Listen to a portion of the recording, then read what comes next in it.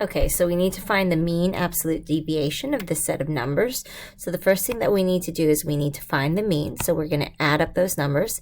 And I like to write the numbers in order. It just makes it easier for me to organize. So 10, 15, 16, we have 19.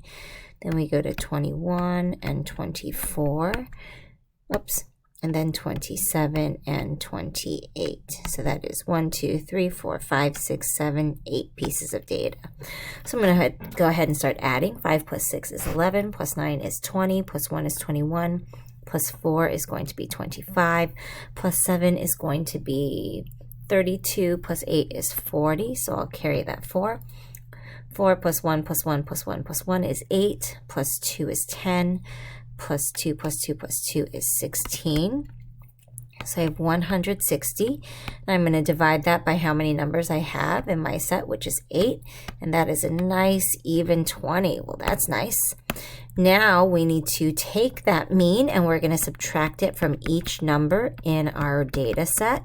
So I'm going to write that out. 20 minus 16. I'm going to do the other side, 21 minus 20, 24 minus 20, 27 minus 20, and 28 minus 20. Let's go ahead. That's going to be 10, 5, 4. Oh, it's so nice when they're whole numbers. 4, 7, and 8.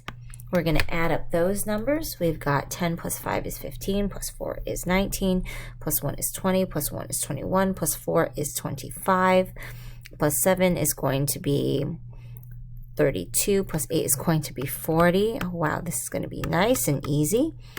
We're going to divide that by the number of data in the number set, which was again 8, and that is 5. Our mean absolute deviation is 5.